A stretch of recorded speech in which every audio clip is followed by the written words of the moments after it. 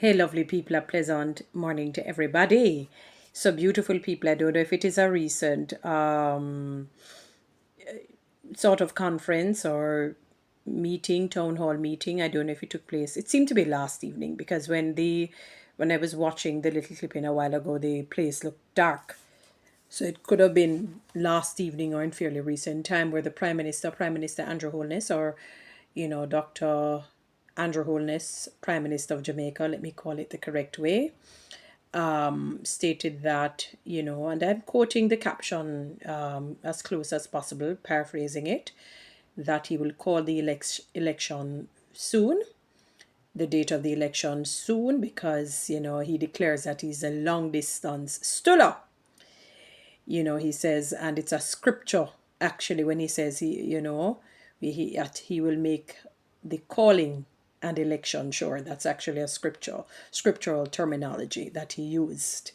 Very good anecdotal comment. He stated that, he had to battle for our minds because a year and a half ago, the opposition spoke half truths, which is lies, really, because once it's tainted, it's really a lie, a deceit, misinformation, false information, trying to make themselves look good. And almost how I'm gathering what he's saying is that they use a warlike, a very combative type opposing to try and win the minds of the people and to sell a lie to the people, and that he had to win the battle of the minds and tell people or ask people to look at his accomplishments as it relates to housing, as it relates to salaries, as it relates to so many different things. And I'm putting it all together from different speaking engagements that I will see the Prime Minister, talking at and giving his, he's giving his factual evidence of the things that he has done to build the country and the people have actually seen the difference in the country. And I am one of them who believe in giving to Caesar what is due to Caesar. If it is true, it is true.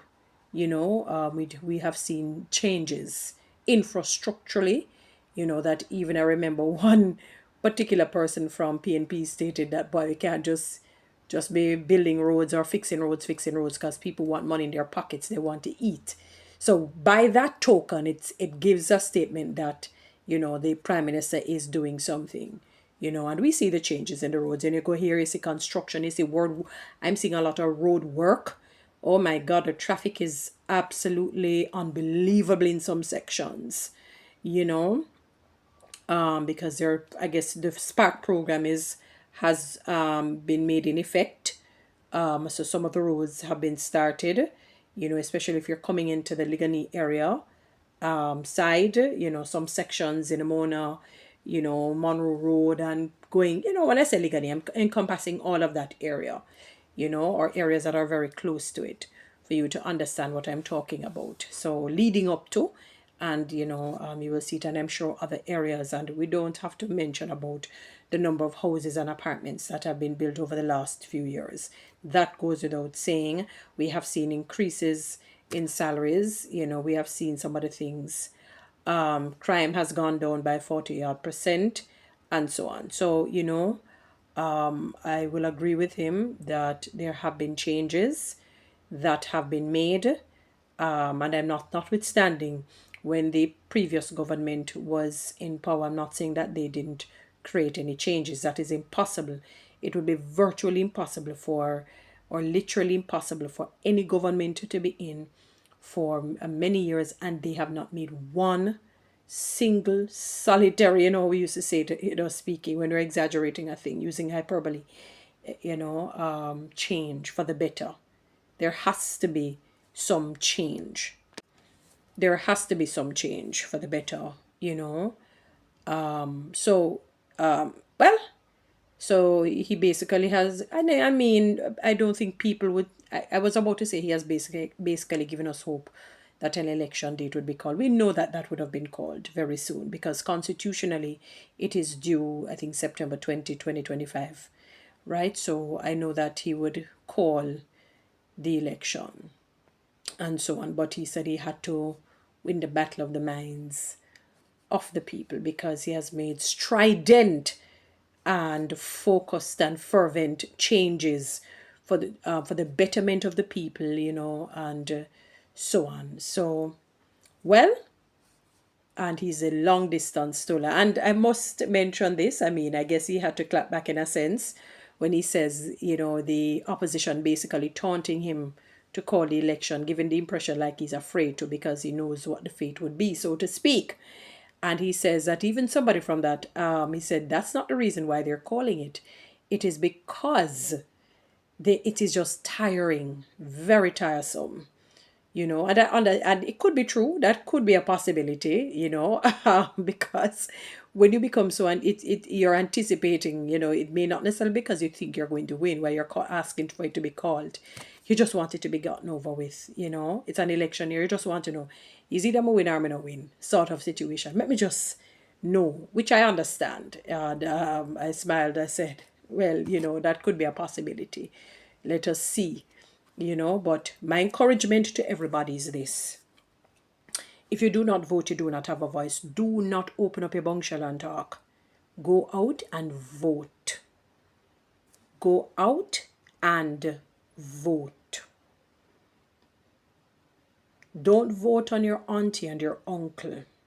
Don't vote on your mom or your dad. Don't vote on your child, your wife, or your husband. Don't vote on your friend, your co-worker, your boss. Vote because you feel convicted to vote for this particular MP or person, because you know that growth, development, prosperity, and I'm using the word prosperity as how the Bible talks about it, not in relation to politics.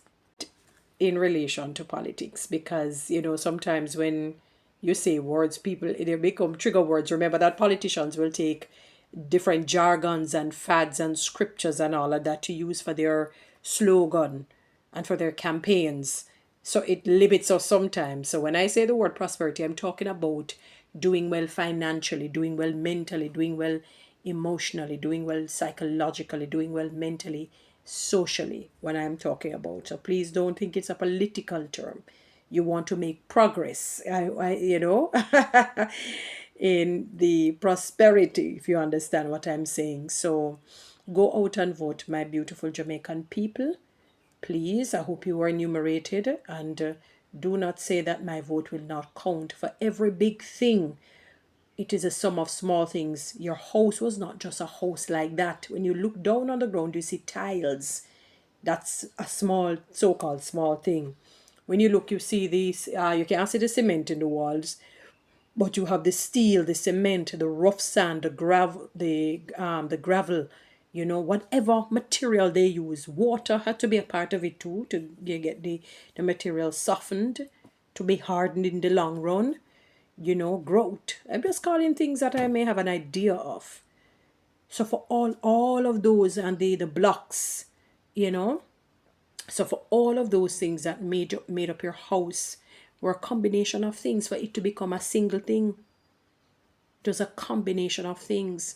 So it is a combination of your votes. Please, my people of Jamaica, go out and vote. Vote smart. Do not vote because you are die-hearted, whatever. Stop the nonsense. You must be die-hearted Jesus.